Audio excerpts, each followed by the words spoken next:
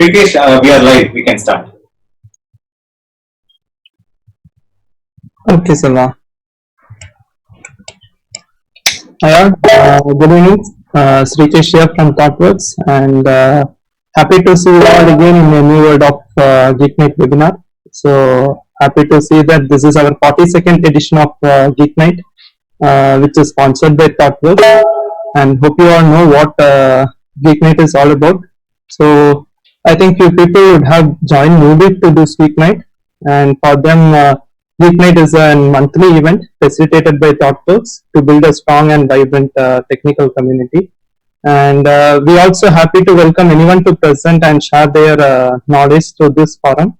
And we expect you to present in upcoming events also. So, and usually we present this event on premise and live stream it in YouTube. Based on the suggestions and feedbacks from the participants to encourage social distancing based on the current situation, we thought of doing this as a remote event. And once again, we welcome you all. And I would like to hand over the session to Saranya and Vinodini to present on event-driven architecture.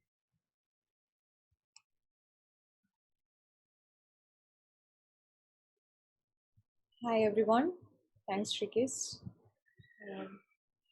So, I'll share my screen.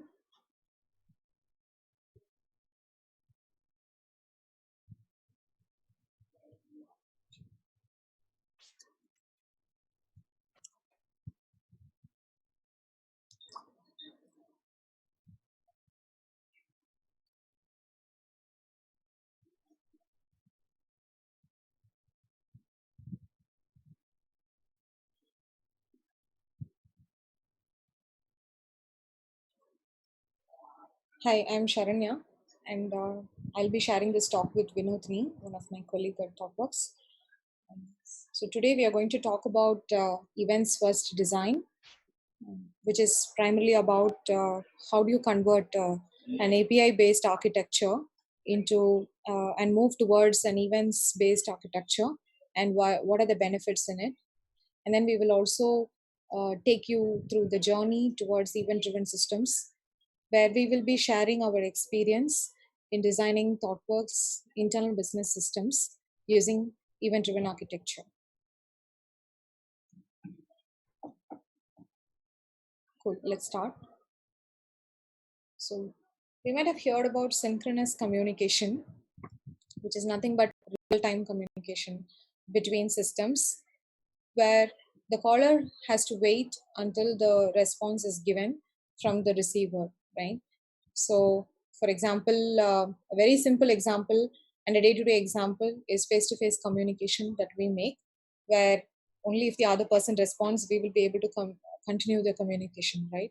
And also, another example is phone communication, where if you make a phone call, uh, and only if the receiver on the other end picks up the phone call, we will be able to continue the communication. Another example is using systems, it is using API calls. So where we make an API call only if the other system is available, and if it sends a response, that the caller would be able to get any information. So these are synchronous modes of communication where it requires that both the systems be present and available to answer the calls. Right? So there is also another mode of communication which is called asynchronous communication, which is only nearly real time communication. So where we will be like trying to communicate, but we'll be relaxing some of the constraints, like both the parties should be always readily available, etc. But then we are trading off immediate response, where the where it will only be nearly real time, like over a period of time it would sort of match up to a real time communication, but at a given point in time it is only um, it's only asynchronous. So it refers to the exchange of data between two or more parties without the requirement for all the recipients to respond immediately. uh, a good example is any chat based communication, right? Like contrasting to the phone call, unlike any phone call communication, if you send a chat message, it is up to the receiver. I mean, it can reach the receiver anytime, and even though if the receiver receives the message, there is no expectation that they immediately respond back to this message.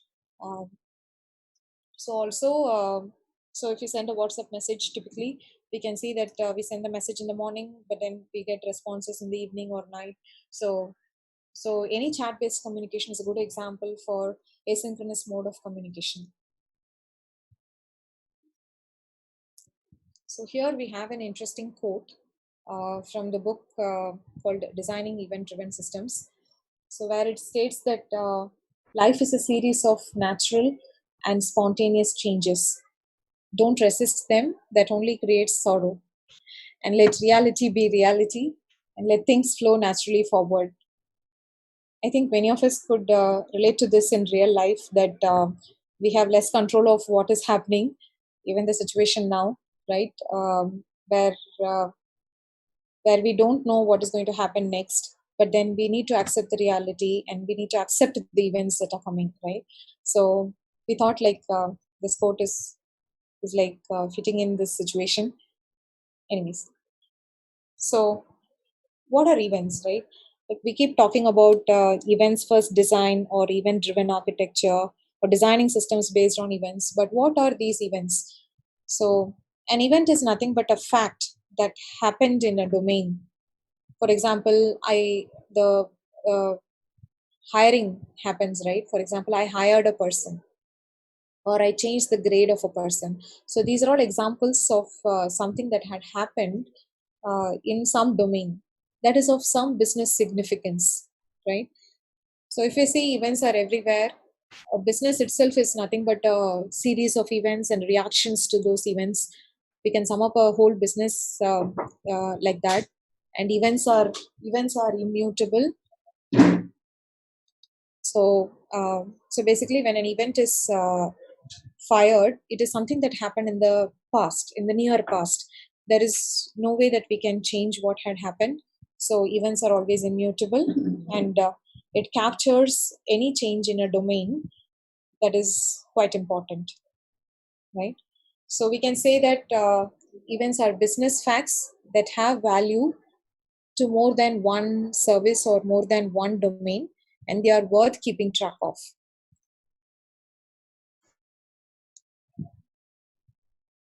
Moving on, we we have we are designing systems and we have lots of services that are talking to each other in order to enable a business workflow or whatnot.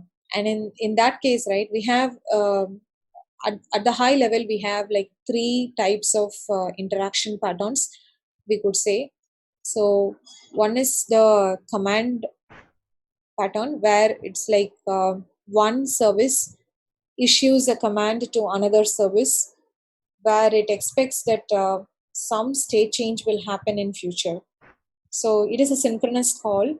A very good example of this is API. So if you consider walk through the example of an API call, one system makes an API call to another system. It is a synchronous call because it expects immediate response in the request response cycle. As part of the same call, it expects a response in most cases, and it warrants a change. Basically, it says it gives a command.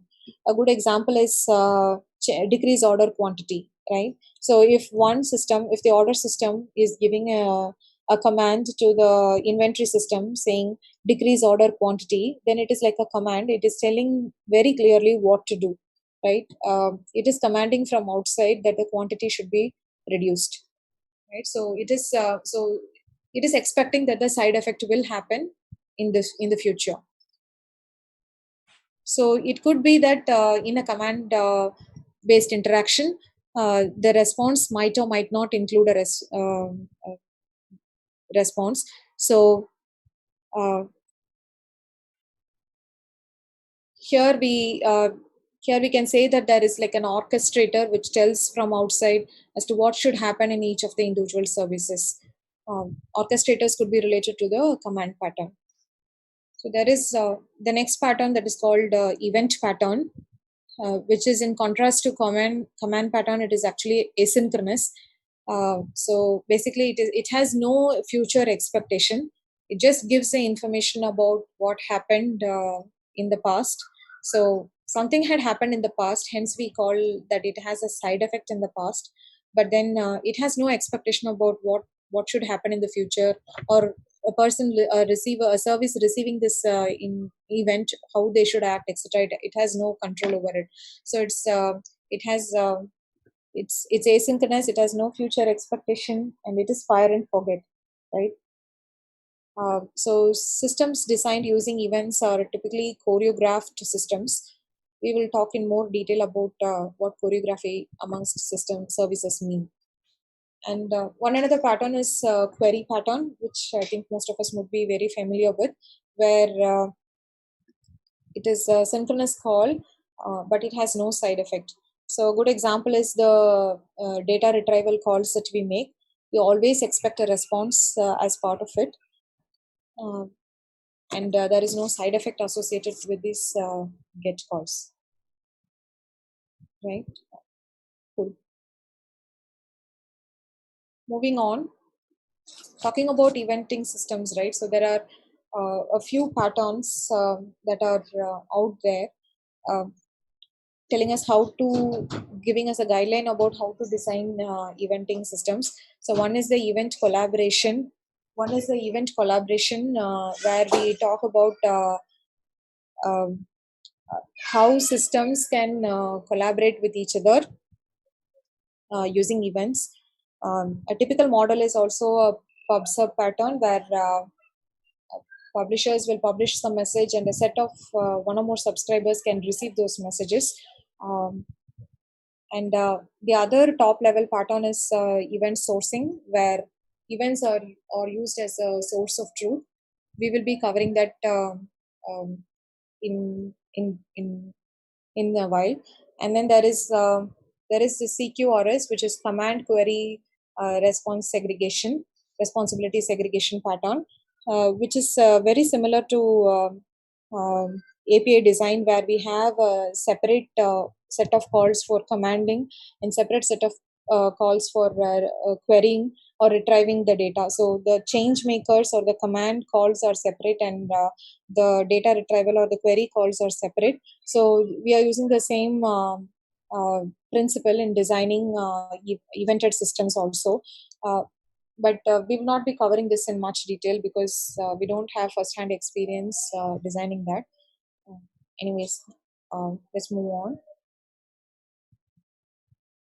Talking about messaging platform. In ThoughtWorks, we have a lot of our internal business systems coordinating using this PubSub pattern. So where we have a central platform called the messaging platform or the eventing platform, where which enables publishers and subscribers to communicate. Publishers can register their events and send messages for those events, and subscribers can listen to the events. One or more subscribers can register to listen to those events and get those events whenever it is available, right? So this is called the pub sub pattern. um, the advantage of this pattern is that the publisher and the subscriber systems are decoupled. For example, if a publisher wants to send a message, and four subscribers have to receive that message, the publisher need not be waiting or bothering about the uptime of the subscribers. The eventing or the messaging platform in between will take care of storing the message and delivering it to the subscribers as and when they become up and available. Right? So this pattern provides an important view where it decouples the publisher and the subscriber, yet it enables message communication across systems. So we heavily rely on this pattern in while where we have designed our internal systems. So there's also one other pattern which I would like to give an introduction about, and it's also followed in some of the business flows. We follow the event collaboration pattern. So we will see an example of this in a short while, but I'll give a introduction about what event collaboration pattern is. So here systems has to collaborate but the currency of collaboration is events. So the outset is that no one service, no single service knows about the entire workflow, or does it know about the existence of another service in the ecosystem. But then each service owns its own small part in the entire business workflow. So together, when put together, each of the services doing their small part, when summed up together, they make an entire business process workflow. So this is called choreographed systems, where the highlight is there is no central control, and each of the system owns a small part of the workflow, and then together they make the entire workflow. So these can be contrasted to the orchestrated systems, where there is only one central process manager which sort of issues commands and controls all the other services.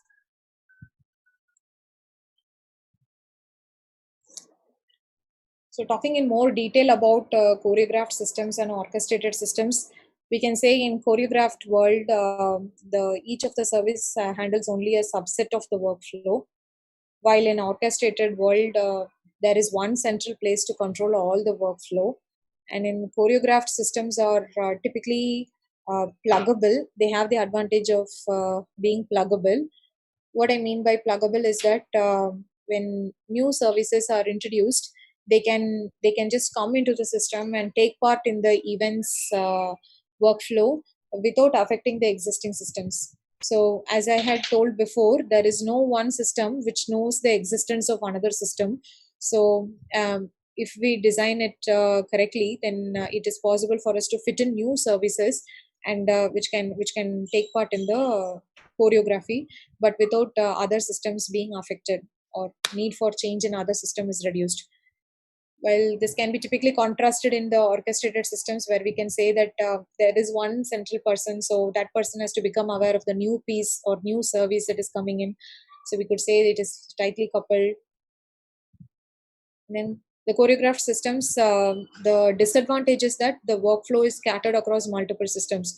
So if you go into one code base, you will not be able to see the entire business process workflow, because it is scattered across each of the systems or each of the services, and then they in total only they make up the entire workflow. So there is a splitting of responsibility, or we can say scattering of logic. But in orchestrated systems, you can say that all the code workflow is in one place, and it is easy for anybody to understand it in one go. So, since we are focusing on events and the advantages of a event collaborated system, we could say that the choreographed systems are best suited for larger implementations which span across teams. So where each team has its own responsibility, but yeah, and it can work independently, uh, and may not be bothered about how the other systems are evolving. Saranya, we have a question here. Okay. So the question is one basic doubt. It's is event internally creates pooling thread, like a thread that looks for message. How it works? So event is nothing but it is a statement of what happened in the past. So it is like a message or information that is getting transmitted. So are are they talking about or are they asking about any particular uh, eventing platform or message platform implementation? Not specific to any platform, Saranya. They are just asking how the event driven internally works, like how it creates a pooling thread, or how does it work like that. Um So I'm, I mean, I think it sort of is based on the tool that we are using. So the concept that we are trying to say here is that every system sort of bubbles up the event or change that it had made in its system, and we typically use an event platform to coordinate. And as long as the message is published, like using an so as long as the message is published to the central system, or the central platform, and then the platform takes care of delivery. So I think there are many. Implementation details are different with respect to what platform that we choose here, or what implementation or tool that we choose here. So at a concept level, we are discussing at this point. Okay, sir. Okay. So moving on, I would like to hand over to Vinodni for explaining more about events design and usage. Thanks, Sharmya. I'll share my screen.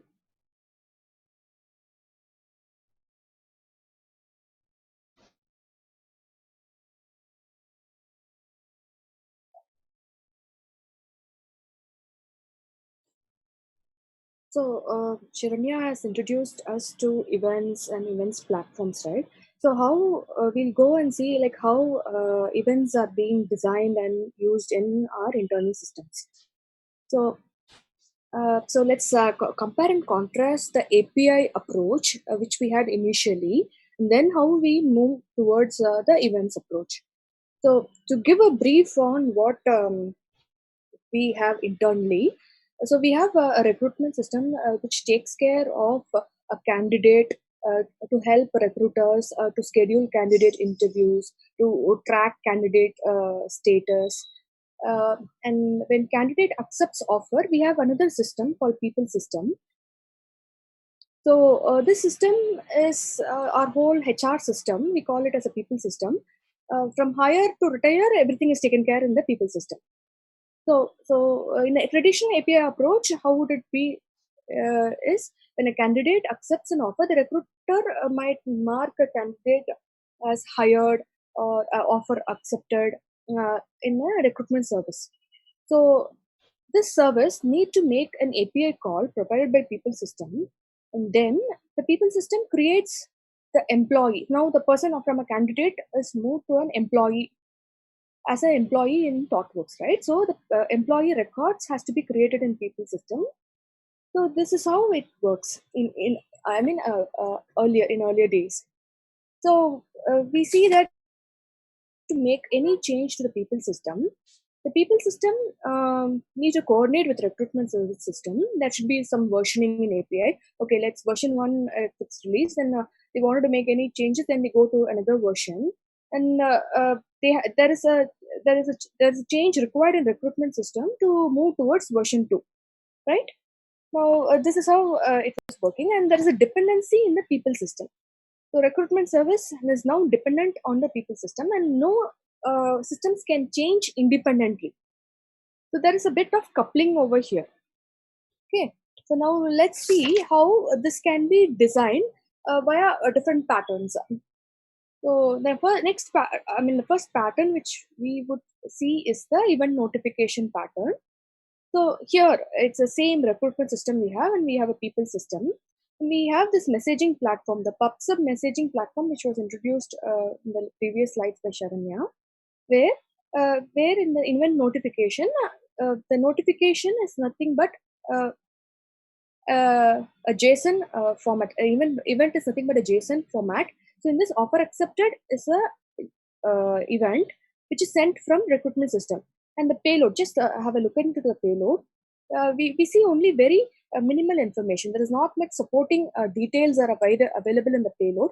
Only minimal required information in the payload is available. So similarly, so the recruitment system sends offer accepted event whenever somebody accepts an offer with ThoughtWorks, and the payload is only so much. Now the people system wanted to know more details on this employee 1234, like what the employee name, address, or other details like the join date when the person is going to join, things like that. So what happens? They have to, or the people system has to make an API call to get more details into the recruitment system from the recruitment system. Okay, so this is one pattern where it's called event notification pattern, and so by separating, by this is the first minimal event driven architecture that we can say, where now there is very little dependency between the systems. So people system can change irrespective or any the responsibility of the people system uh, is to consume the offer accepted and create a record, right? So the people system can change and there is no dependency on any other system.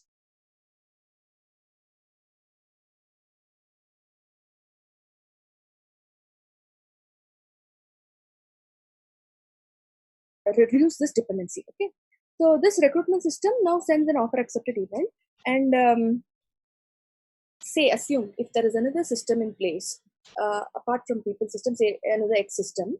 Now recruitment system need not have to be aware that there is another system who's consuming offer accepted, and like this we can scale. So the responsibility of what has to be done in people system is now dependent onto the people system. Okay, so the downside of this pattern is that just the payload is not having much detail, and it doesn't have more details, which makes it as a stateless system, like it doesn't carry any state, but which means that it has to make extra calls to the recruitment system. So if there is one system, okay, there's a single call or one or more calls. But imagine if there are multiple other systems like people system who's dependent on the recruitment system, then what happens is that the number of calls would increase. So this will increase the traffic, and it will also put a cap on the performance, scalability, etc. So there is a issue with this kind of pattern also. So now let's move on to the next, how we can improve this. So why don't we put more details into the payload? How many ever details we want? Let's start adding more details into the payload. So that is the next pattern where we call this as event carried state transfer. So the recruitment system is trying to include all the details that are relevant to the action that had happened in the recruitment system. So the recruitment system, whatever details it captured, it bottles up together as an offer accepted event. It's also considered as an object. You can consider it as an offer accepted event in JSON format, which has all the details in this, and people system can store a copy of this in its local, so that it need not have to make any more API call back to the recruitment system. So in this way, the traffic is reduced, and the performance is also high. So if people system after a few days wanted to know some more details on an employee, it can query its own internal databases. Sorry, I jumped back.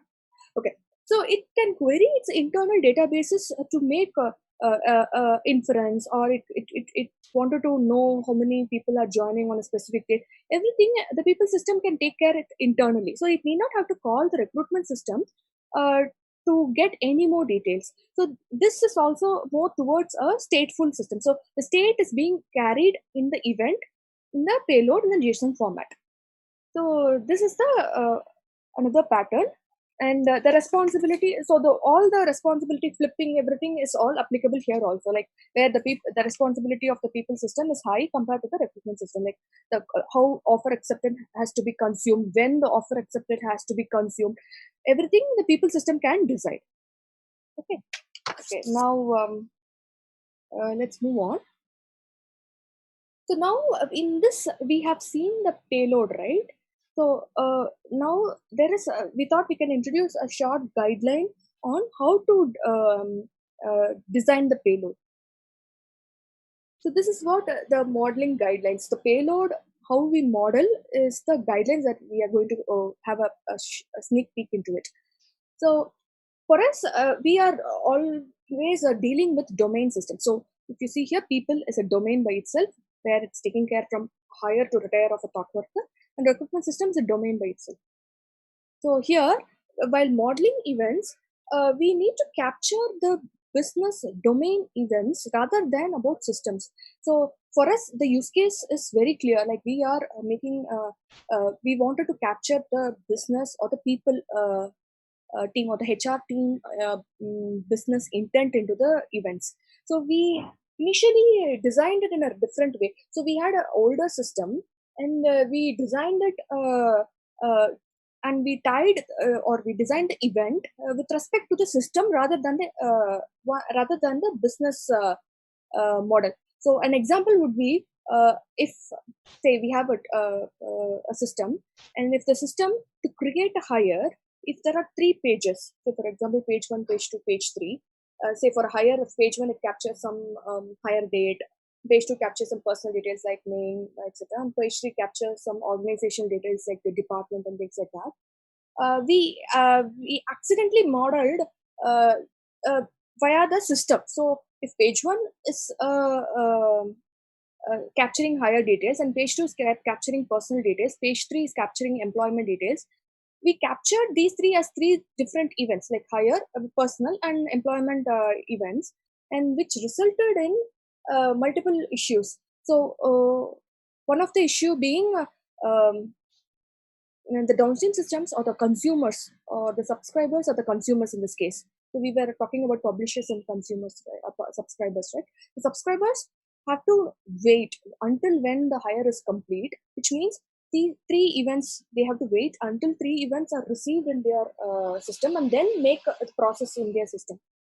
So this is where a problem. So all these, it shouldn't be 3 events. Instead, it should be a single event. What is the people wanted to do, or what is the HR person wanted to do? They wanted to make a hire in the system. So if the system makes 3 steps or 3 steps in a wizard, we shouldn't directly map it to events. Instead, we should capture it as a business thought, business model, and then design the events. So this is more related towards the domain-driven design, where the people's intent has to be captured in the event. So, and moving on, so we have the coarse grain and fine grain event. So there is no silver bullet or guideline saying that, hey, we should always go to coarse grain or always go to fine grain event. We might need to choose based on our problem statement. Say, so there are situations where coarse grain event is correct, and it's okay to have a coarse grain event. For example, during a hire, if you relate it to a physical world, a person would enter into office, the people team would share all the relevant documents to be signed, and would collect all the proofs from the employee, like your previous employment, your Aadhaar card, and things like that. And there are multiple other details they would collect, right? The dependence information. So in this case, when a hire, what does it mean when a hire is complete? Only if all the details are collected, then the hire is completed, right? So in that case, to send all the relevant details as a single coarse grain event, it's perfectly fine. So because the business needs such a kind of scenario, like the business has such a kind of scenario, right? So this is a coarse grain event example. And a fine grained event is nothing but to have very minimal details on the event. Say, for example, the person joined now. Okay, now the person is a thought worker and as an employee. And if the person wanted to, after a year or two, the person is having a promotion, say. So whenever there's a promotion, there is a change in the employee's state, right? So, so what happens in this sense? Okay, only the say a person is being promoted from a developer to senior developer. So only that information has to be captured in the event. So this is now called as a fine-grained event. So in this kind of situation, we it is good to go with a fine-grained event to exactly say what exactly modified or what changes has been encountered on the state of the employee. So this is an example between coarse grain and fine grain event. And moving on, we have a futuristic effective events and current event. So an example would be like even if somebody say for example, I would take the higher example. Say a person is accepted an offer, but the person join date would be 2 months from now, because the person has to complete the notice period and then only come to our system, right? So our company. So in this case, people team might tend to enter into the people system any hires prior to their joining date, right? So this is a valid event. So this is okay to send the event ahead. So the person is joining on March 31st, and people team is entering some data in our HR system ahead, like before, at least before 15 to 20 days. Then it's okay to send a futuristic events. And also a person is joining on 31st March and the person is entering office. So there's a state change in the person, right? So there is also, so that is the current event. So the person has entered. So that is the current event. Though both are related to hire, one is futuristic and one is current. So both events are equally valid and equally responsible of the domain to send those events. So I think this was covered as a single event for a single business transaction with a higher example. And this, I think this is also covered where we publish incrementally on the domain events. Like say, for example, the promotion, whatever I mentioned, it's a state change and we publish only the incremental changes as events. So, and I'll move forward. So I'll also say about our... Vinodi, sorry to call out here. We have 20 more minutes for this first session. 20 more, sorry? Yeah, we have 20 more minutes for the first session to get over. Sure, thank you. So our journey in building, so we'll explain about our journey, how we built our internal business systems. So I was calling out, we had an old system, right? So old system was it was hosted on a database, and all other systems. So I will briefly introduce about other systems. So identity system is a general identity system which can provision your email account, and staffing system would be a system which can assign a person to a project and check how many people are there in beach. A beach is bench in this case. And finance system is a system which takes care of your regular accounting and payroll, etc. So this HR system is where our hire to retire, everything is taken care. So now, earlier in at least a few years back, there was direct integrations between HR systems and all other systems. Some via DB, direct communications, and somewhere between, somewhere using API calls. So now this is a bit difficult, because if we wanted to change any system, other systems like identity, staffing, and finance has to change. For example, if we want to change HR system, other systems are bound to change, right? Now, how do we make sure, or how do we decouple systems so that any change in any system should be easy for us? Like if today we want to change HR system, then it should be easier. And similarly, if tomorrow we want to change any of the other systems, it should be easy for us to change. And there should be very minimal dependencies on the other systems. And that's how we can move forward, right? The scalability and things like that we can achieve. So so uh, so what we had done is that we introduced the messaging platform.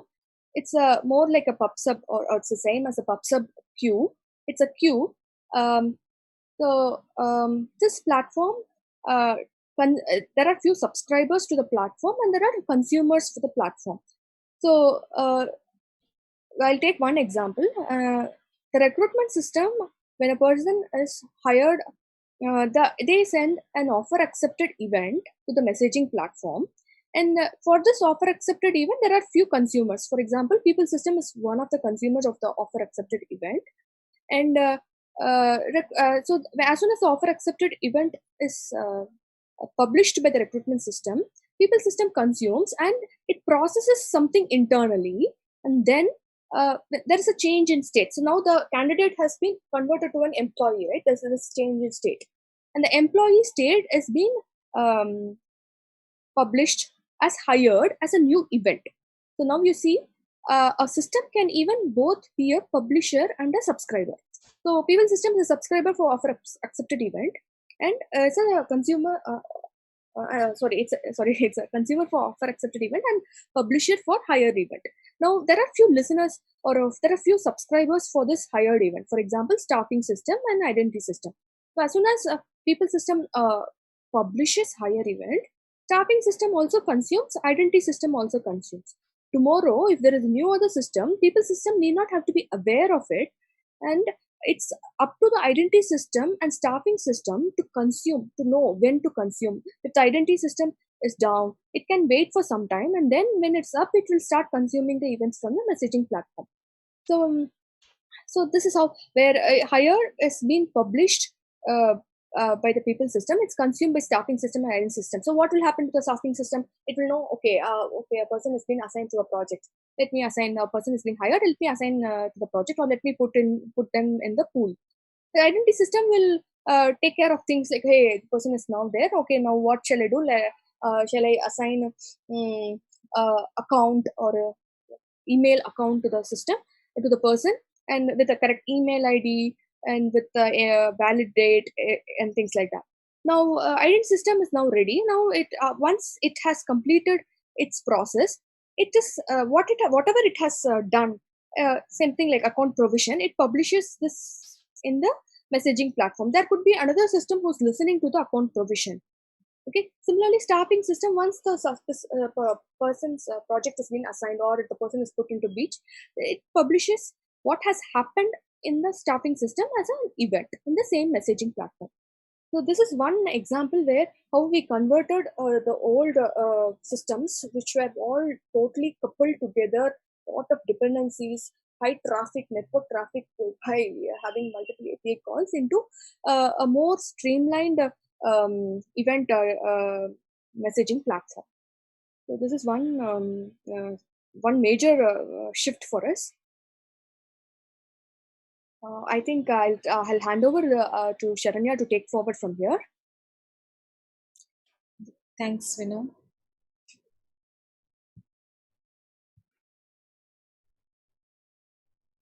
Cool.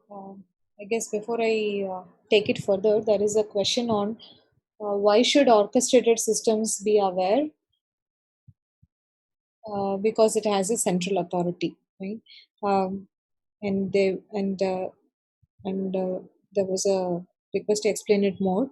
Okay, so what I meant to say was, in orchestrated systems, right? So there is like one central authority, like a process manager, which knows the entire workflow, and so it directs or commands each of the individual services to do this, and then gets the response.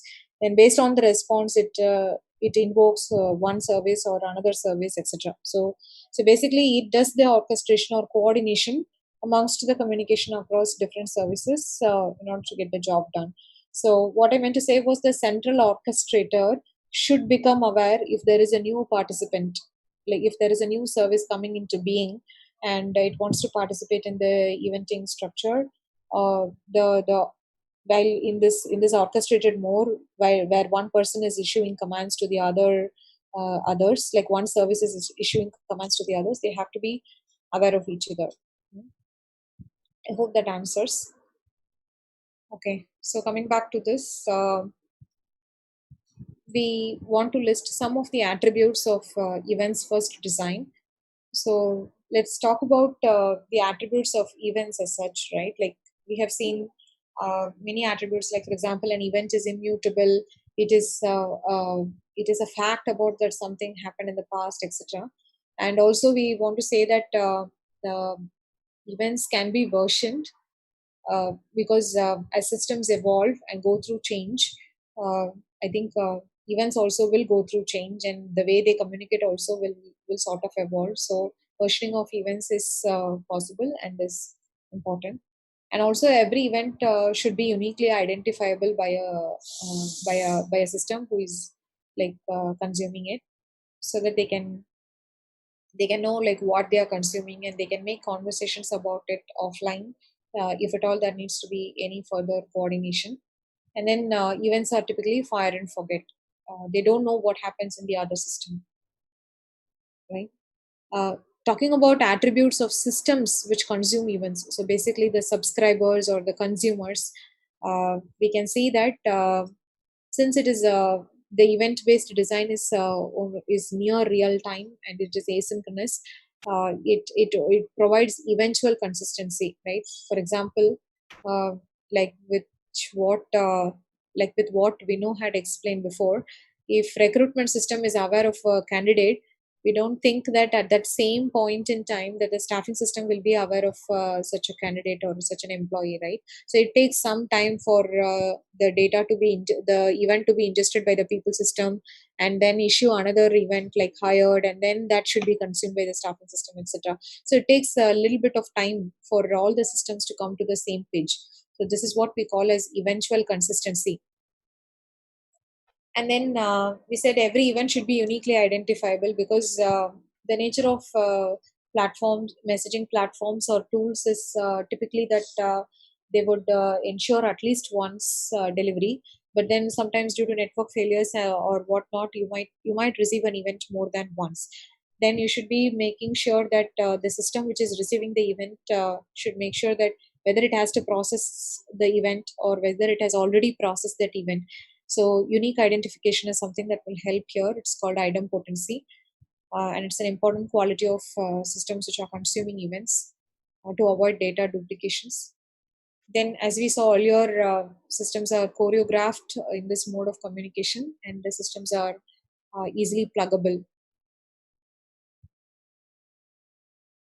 So we talked about a lot of how to do and do's, etc. But now we would want to focus on don'ts. So what are the anti-patterns when designing events?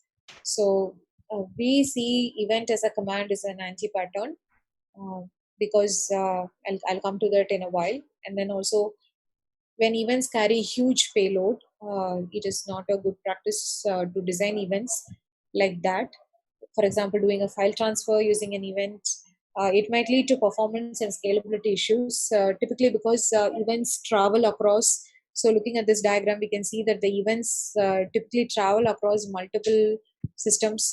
So, you just issue an event, and there could be a number of systems who are consuming that event.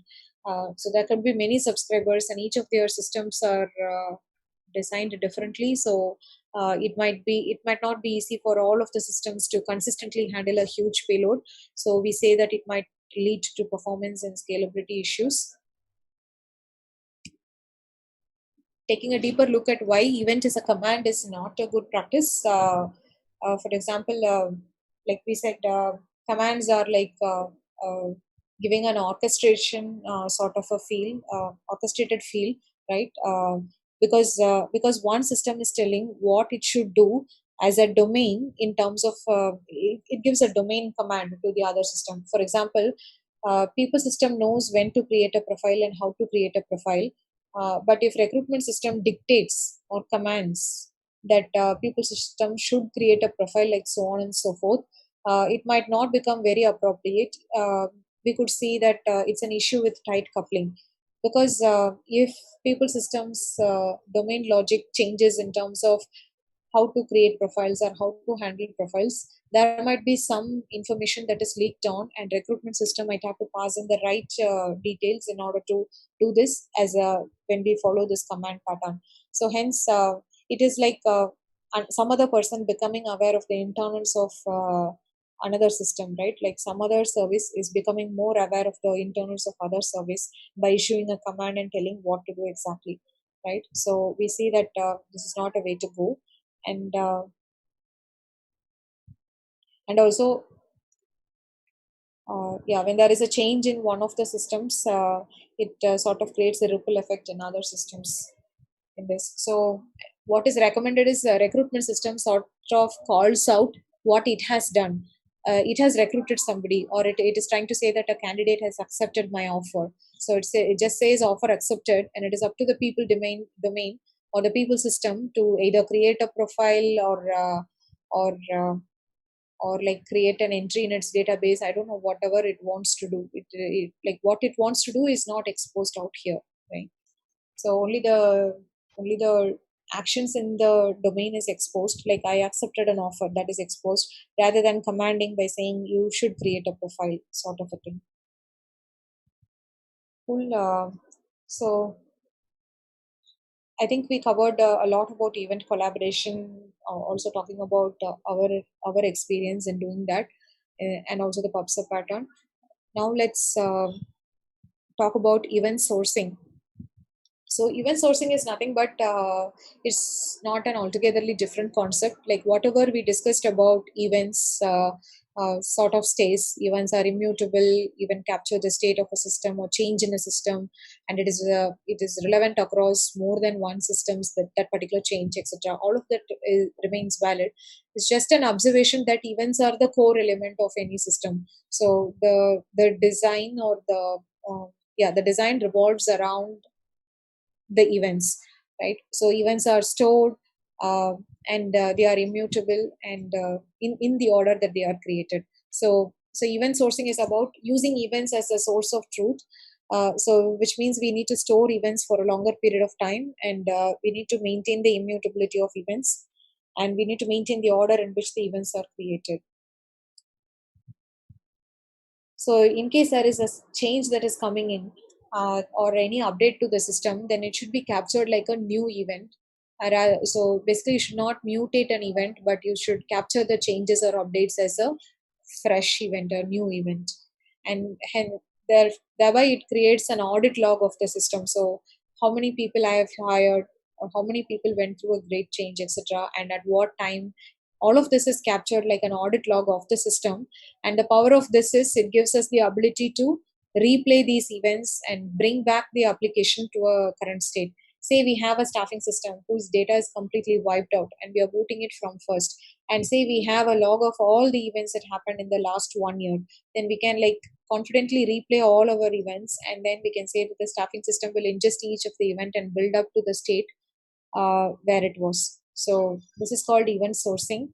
A very good example of this is version control system like Git or CVS. So I think this diagram would be familiar with all of us, where in Git, even any change that we commit is captured like a change log, and it is captured incrementally, one on top of the other. And if you replay all of this, so basically when you clone a code base, then all of these changes are intact and it comes out. And at any point in time, you can like see what happened.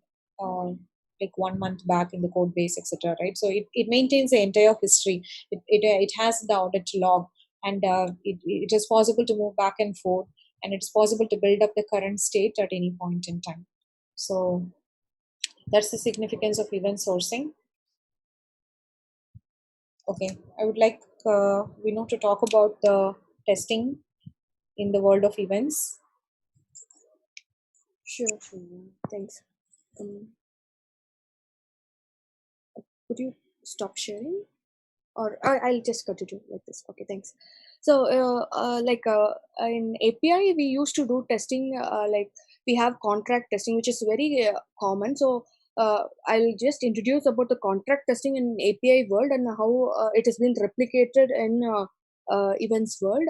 I will talk about that. So, in API world, so when there is two systems or two systems communicate, if how do I know if I make any changes in my API, there is a ripple effect, or if there is an issue with the person, or if the other system is consuming the API.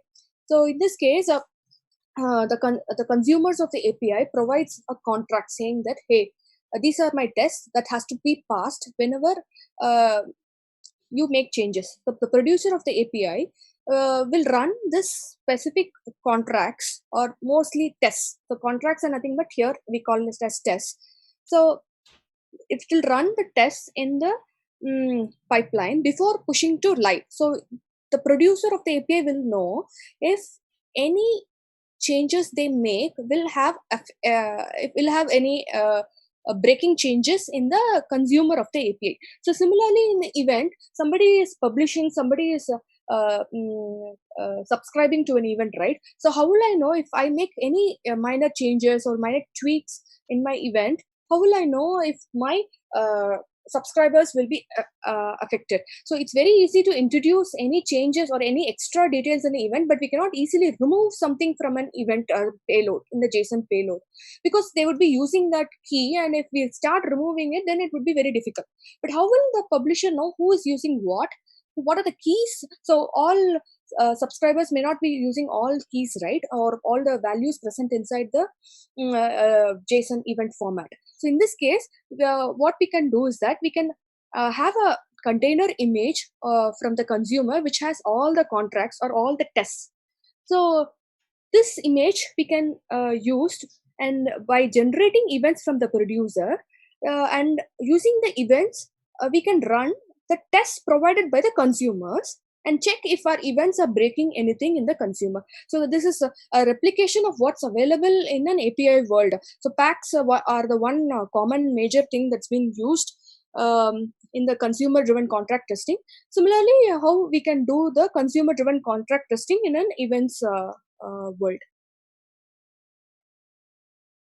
That's all, Sharanya, in the slide. Yeah. I think we have come to the end of this talk. So I would like to summarize that we talked about events first design and our journey in designing an event based system. So the most important takeaway is that the evented systems are choreographed systems, and they are easily pluggable, and they are definitely loosely coupled.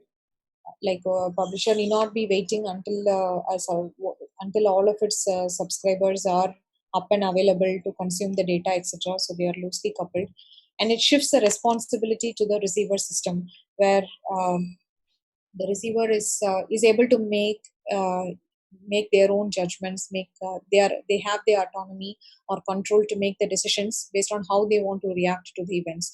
So the publisher just gives out the data, and the receiver has all the decision making responsibility here. So hence we say that compared to the command pattern, it shifts the responsibility to the receiver.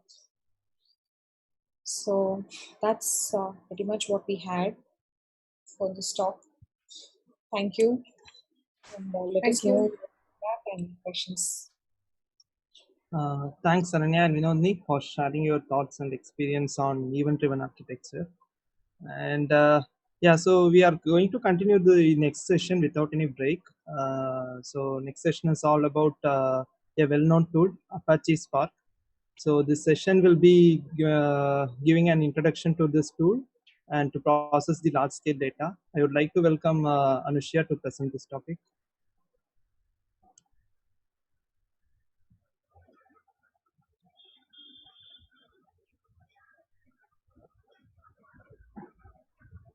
Hi folks, I'm Anusha and I have been in ThoughtWorks for past 6 months. Okay, topic for today's talk is Apache Spark. I will give a high-level overview of what is Apache Spark, and agenda for today's talk is I will cover a quick introduction and what are the primary components of Spark, and then anatomy of Spark application execution. So, what is the need for Spark? Like nowadays,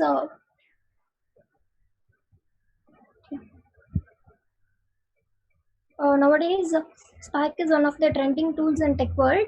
Like, what is the need? Let me give some background for Spark. So, one of the biggest challenge with respect to big data is analyzing, right? Uh, Let me explain what is big data. Like, it contains greater variety of data arriving in increasing volumes and with ever higher velocity. Like, it is explained with three V's. First is variety. Here, variety refers to many types of data that are available. Like in traditional data, they were structured and fit nearly in relational database. But with the rise of big data, data comes in new unstructured data types, right? So we have a lot of unstructured and semi-structured data such as text, audio, and video.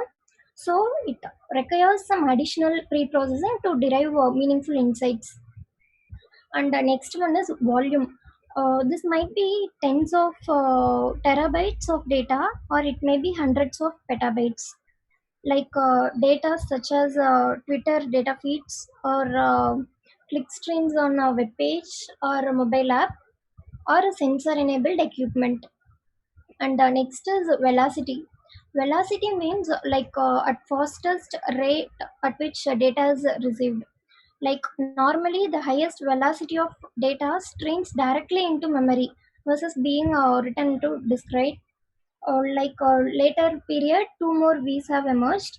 Like one is value and another one is veracity. Data might have intrinsic value, but it's of no use until that value is discovered.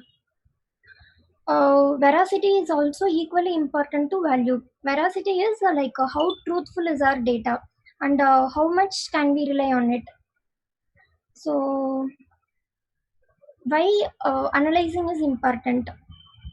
Like today big data has become capital, and think of some world's biggest companies like Facebook. Large part of value that they offer comes from their data, which they are constantly analyzing to produce more efficiency as well as to develop new products. So recent technological breakthroughs have exponentially reduced the cost of data storage and compute, and hence making it easier and less expensive to store more data.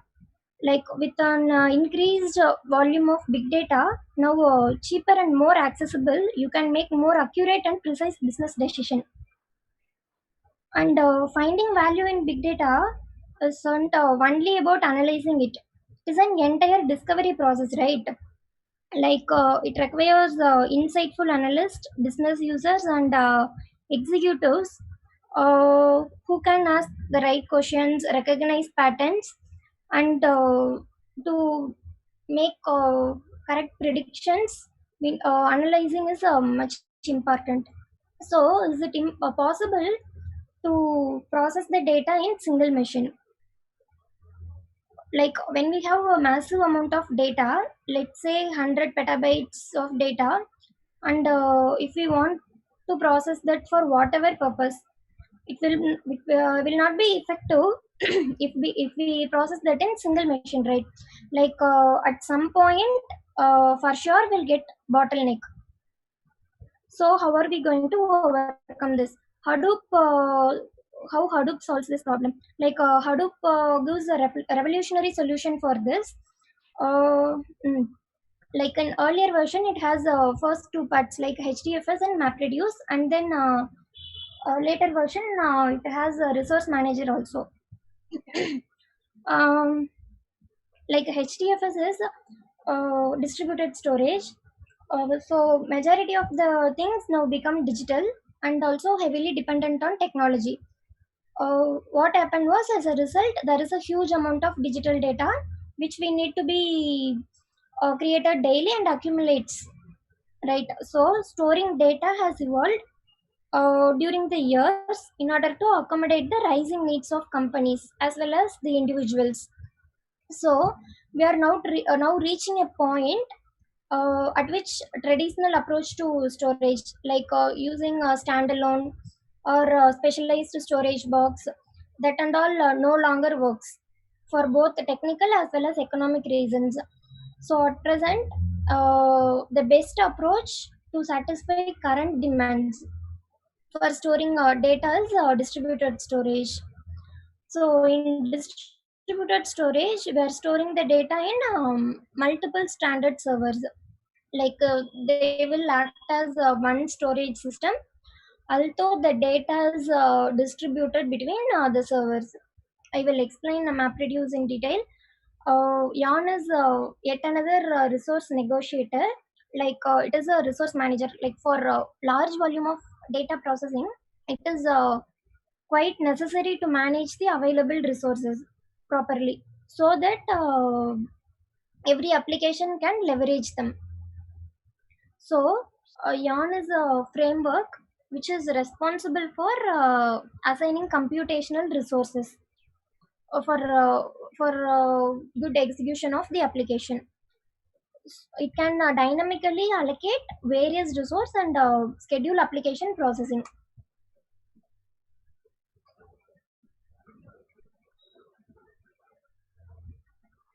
So MapReduce is a framework uh, and a programming model which is used for processing huge amount of data.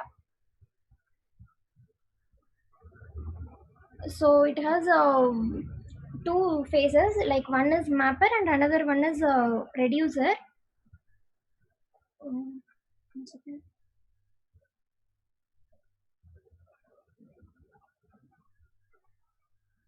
So mapper will take a set of data and converts into another set of data, like where each individual elements are converted into key value pairs. And reduce, it will take the output from mapper as an input and produces the final output, like it always performs after mapper. Once we write an application in a map reduce form, like scaling the application to run over hundreds of machines in a cluster is merely configuration change. So this simple scalability is what attracted many programmers to use MapReduce program. So in a when we are using MapReduce, we can be able to process a huge amount of data in parallel. Let me explain with a simple example. Like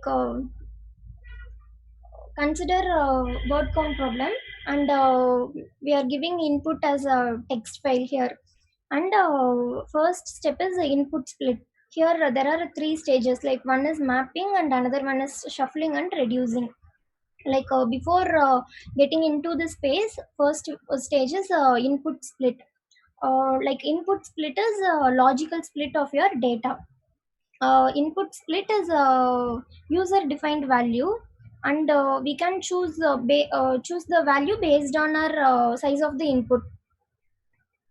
It is basically used to control number of mappers, like the number of mappers we are using here is equal to number of input splits. So if we haven't defined the input split size in program means, then default HDFS block split size will be taken.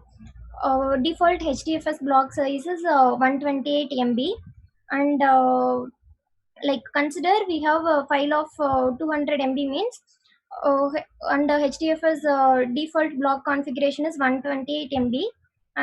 Then our input file will be chopped in two split, and it occupy two HDFS block.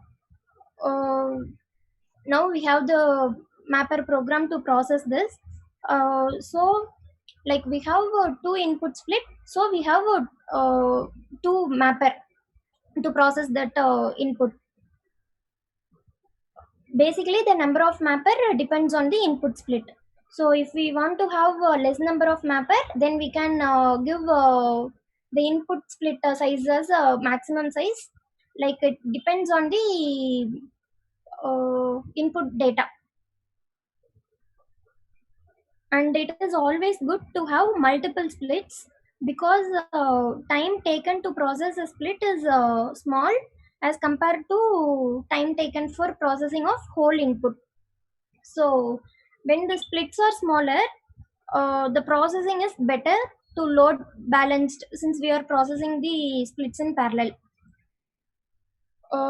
But also it is not good to have splits too small in size. Like when the splits are too small, the overload of managing the splits and map task creation begins to dominate the total job execution time. So the size always depends on the input size. And first stage is mapping stage. uh, as I said earlier, number of mappers is equal to number of input split. And in our example, job of mapping is to count number of occurrences of each word, like welcome to and Hadoop, and its frequency.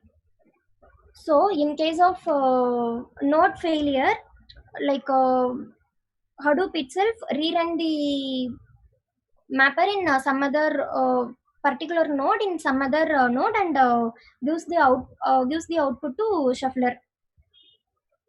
Okay, in shuffling phase, The input of shuffling is the output of mapper. Here the task of shuffler is to consolidate the relevant records from mapping phase. Like it will club the similar words and with their respective frequency. And next stage is reducer. So in this phase, this is also get the input from the output of the shuffler. So the output from the shuffler gets aggregated here. um, this phase combines values from shuffling phase and returns one output, which is the number of words and its frequency. So this is how MapReduce program works. So we have in Hadoop we have MapReduce, we have storage system as well as resource manager. Then why not MapReduce? Why are we not using MapReduce? Why do we need Spark? Like MapReduce have few disadvantages, like it have slow processing speed and hard to code and no real-time data processing, support for batch processing only, like it doesn't support streaming and all. And for programmers it is very hard to code, and also reason for slow processing is like data is distributed and processed over the cluster, right? So it increases the time and reduces processing speed. So what is an alternative or replacement for MapReduce? That is the Spark. So is Hadoop prerequisite for Spark? No, not really. Okay, then what is Spark? Spark is a cluster computing engine. I will explain its ecosystem. Okay. So it represents Apache Spark ecosystem. Like it is a distributed process engine, but doesn't have a inbuilt cluster resource manager or distributed storage. Uh, so if we want resource manager or distributed storage, we need to plug in, and then we need to use that. And Spark core is like heart of Spark. Actually, core API consists of two parts. First one is the APIs, and next one is compute engine. Compute engine provides memory management, task scheduling, and fault recovery, interaction with cluster manager and all.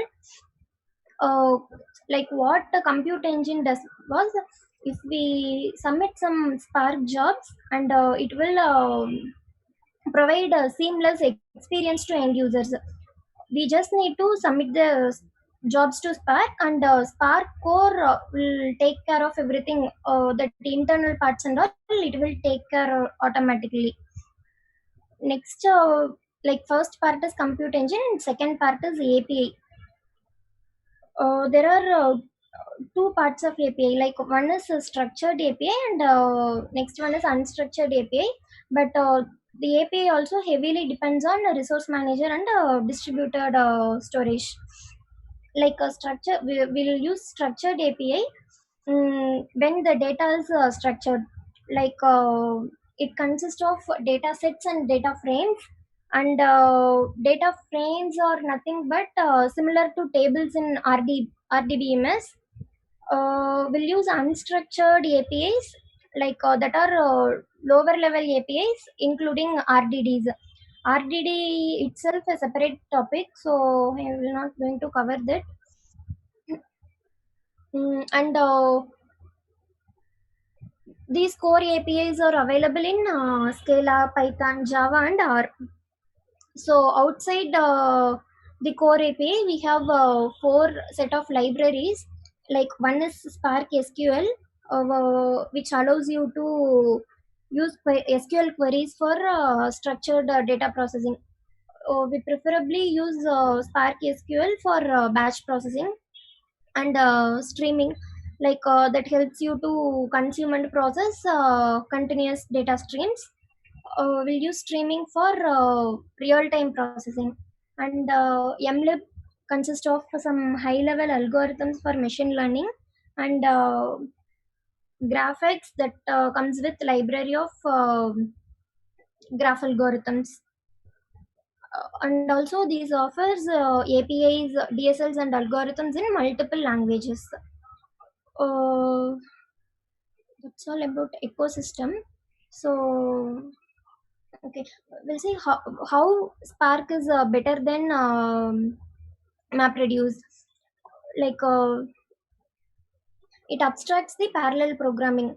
Uh, what the developers or programmers will do is they will just submit the Spark job.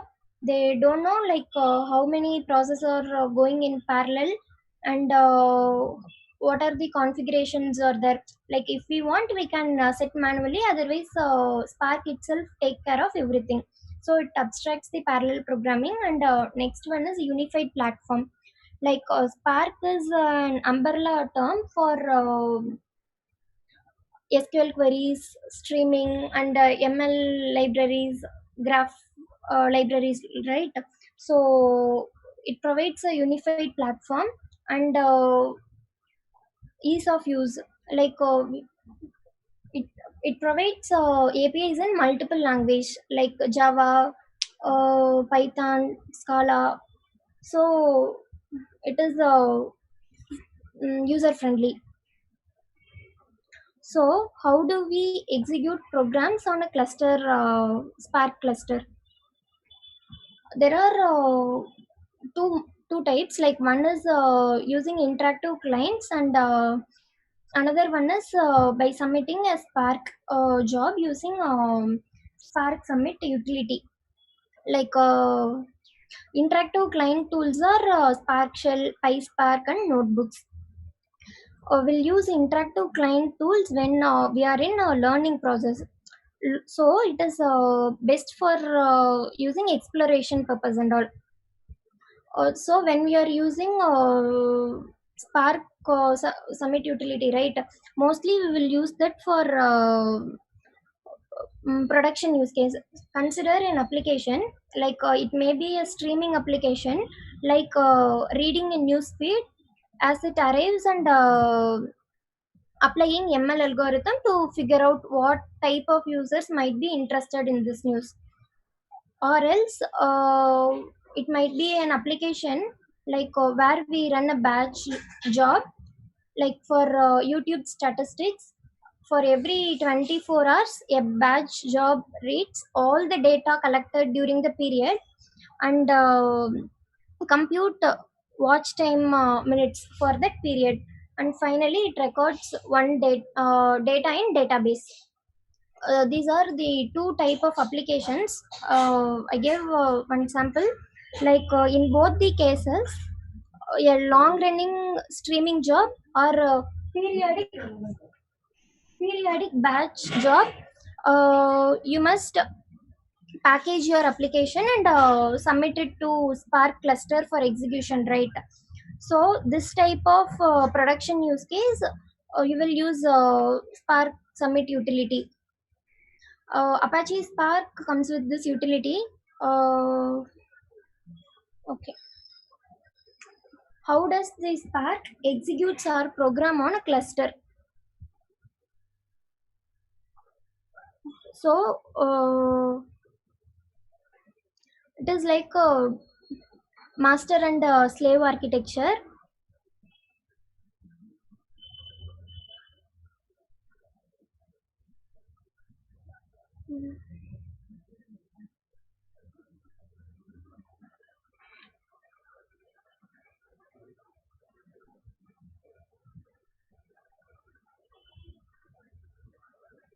So for every Spark application, it will create one master process and multiple slave process. Here, master process is like driver and executors are like slaves. Let me explain with a simple example. So consider This is a client machine and cluster. If you want to submit an application via Spark Submit, uh, the driver will in cluster driver will create a set of executors, and then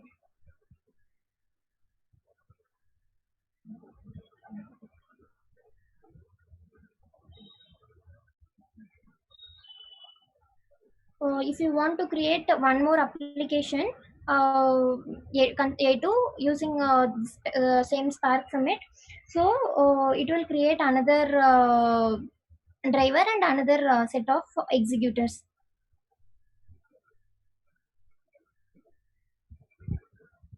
So for each application, Spark will create driver and set of executors.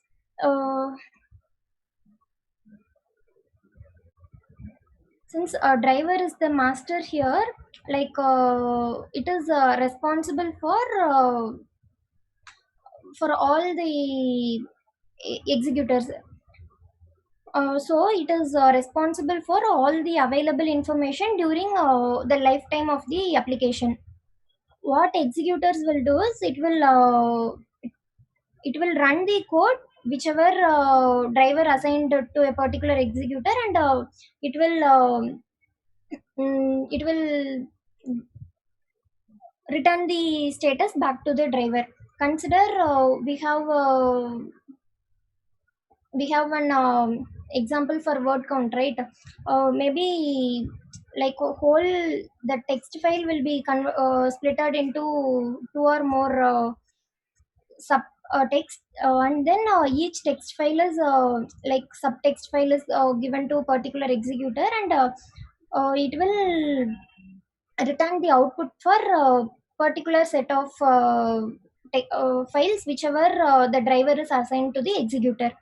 It also takes care of analyzing, distributing, scheduling, and monitoring jobs between the executors.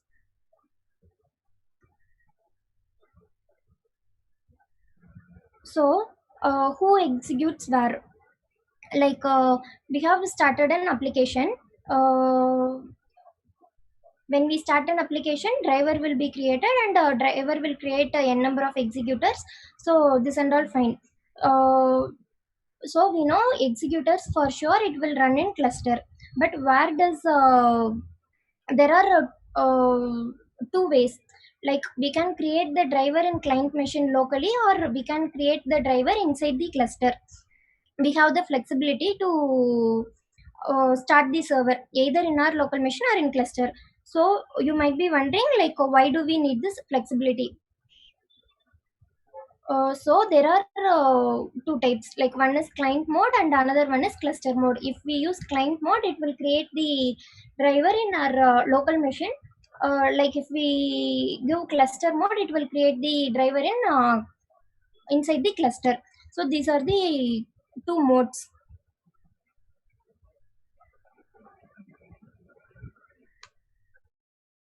Okay. Uh, mm, in client mode, it will create the driver in client machine, right? So uh, as I said already, driver is responsible for whole application. So if anything goes wrong with the driver, then application might go wrong. So if we start the driver in local machine, it means it directly depends on local machine, right? You don't want the dependency in production. Consider if we have a driver in our local means, how are we going to handle fault tolerance, or what happen if node goes down? We need to take care of everything manually, right? So it is always good to have a driver in cluster if we go for production deployment and all. Next one is cluster mode.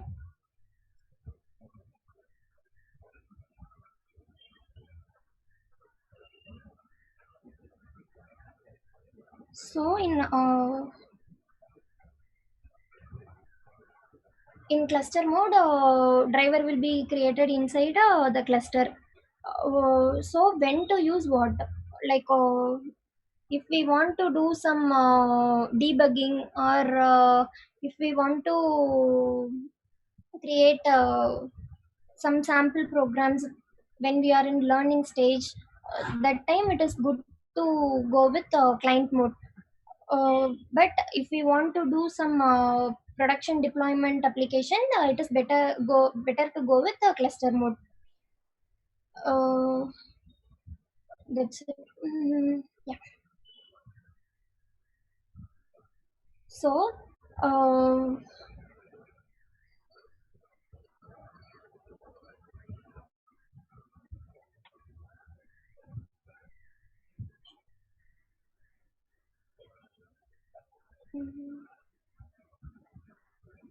so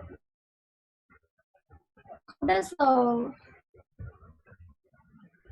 how does Spark executes our program on cluster? We have answer for this, right?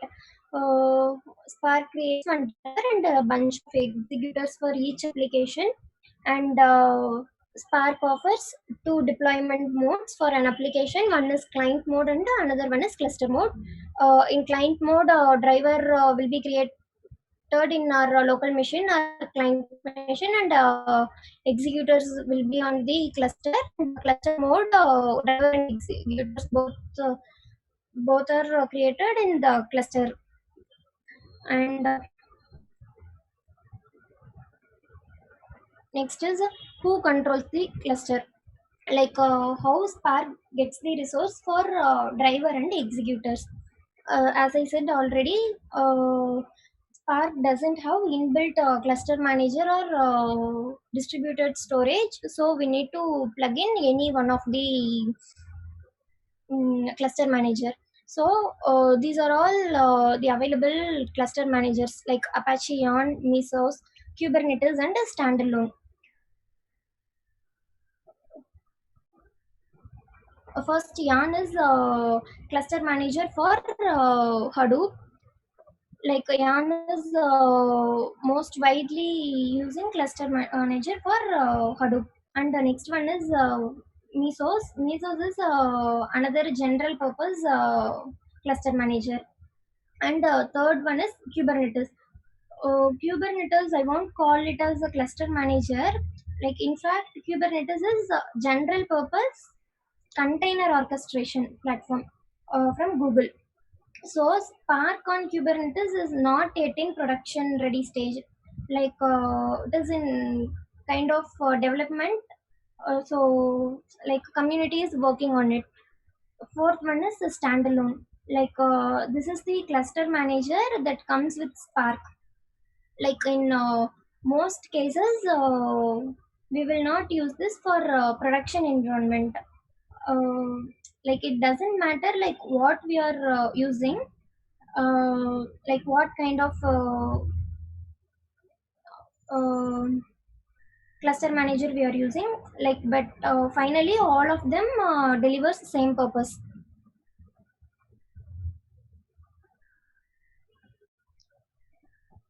Okay, so uh, let me explain how the resource manager is like how executors are resources are allocated in executors in client mode as well as in cluster mode. You might not be aware that Spark application begins by creating Spark session.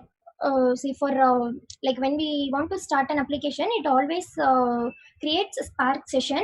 So for first step, that is the first step. Creating Spark session is the first step in all kind of Spark application. So if you are building an application, you will be establishing a session. So what it will that Spark session will raise a request to resource manager, like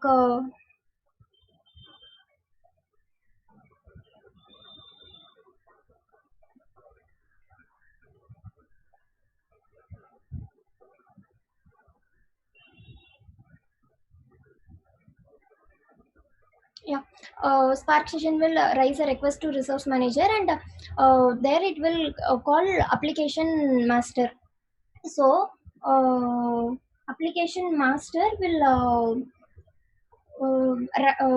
again raise a request to resource manager on like uh, how many executors it need. So when it raise a request to resource manager, it will create that n number of executors, like n number of containers which will be like executors, and it will uh, it will contact with spark session, like application master act as executor launcher. So it will approach again for resource manager for more containers.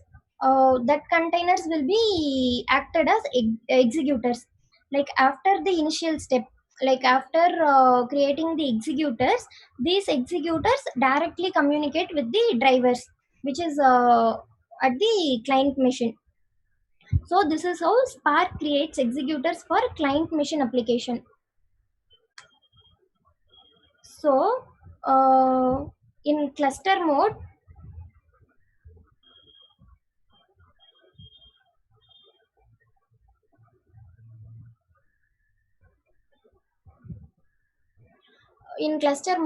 instead of creating Spark driver here, like in client machine, if we submit Spark job, it will raise a request here, and resource manager will create application master, and inside this that only Spark driver will be created, and again it will approach resource manager for more containers.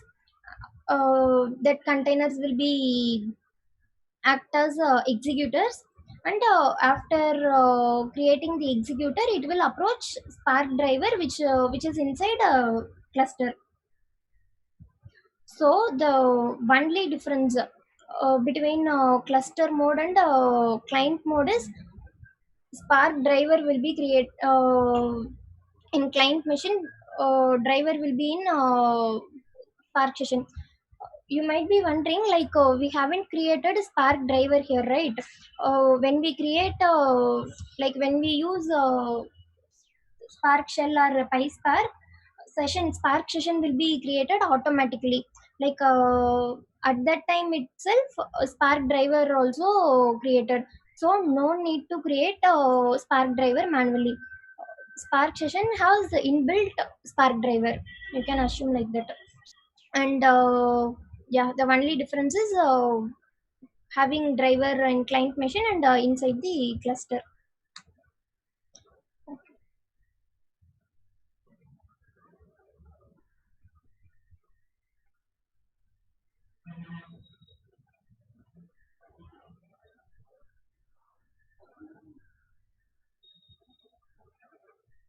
So so far we have two modes, like one is client mode and another one is cluster mode, right? There is one more node to start application in local mode. uh, that is in our local machine, like when you don't have enough infrastructure to create multi-node cluster, but still you want to create spark means, like just for a learning purpose or exploration purpose, then we can use local mode. This is one of the most comfortable method to start spark. In this mode we don't need any cluster manager and all. Everything is will be stored inside spark jvm.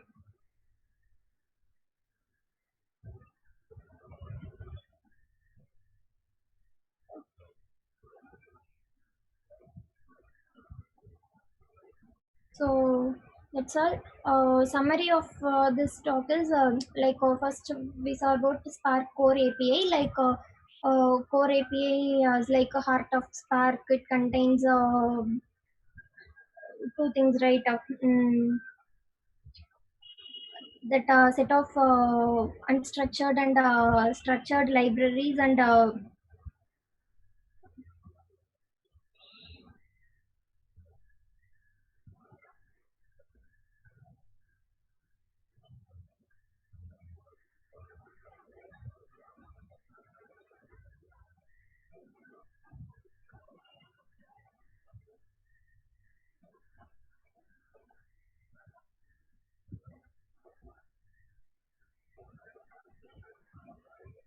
compute engine, and then driver, executor. Driver is like a master, executor or like slaves, and then client mode, and where the driver will be created in our client machine, and executors will be created inside the cluster, and cluster mode where the drivers also created inside the cluster mode, and executors will also be inside the cluster.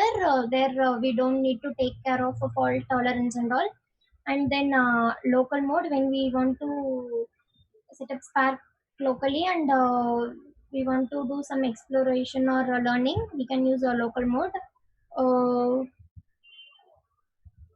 that's all. Any questions? Um, I couldn't see any questions in chat, Anushya. So yeah, Okay, fine. Then that's all. Thank you. thanks, Anushya. Yeah, so uh, this will be a special session for us. Like this month, Geek Night is a special event because one thing is we presented the Geek Night, our remote event for the first time, and second thing is this month is special for women's right. So as a Women's Day special, we thought to give an opportunity for women only speakers, and to encourage them for supporting diversity. And yeah, that's why you could have seen for last 2 months we were just making women speakers to present the topics. And yeah, thanks all for your support, and we are happy to see you the same support in future as well. And just a gentle reminder here, we will share the feedback forms to your email. Please give us feedback to make this event even better. Yeah, thank you.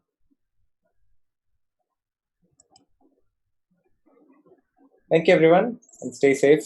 Have a good night. Bye bye.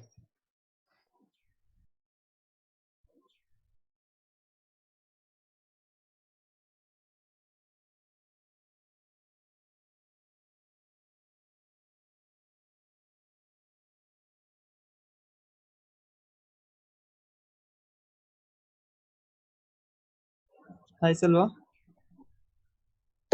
Hi, Shrikes. We can end the stream, right? Yeah. Okay. All right. Take care, You. guys.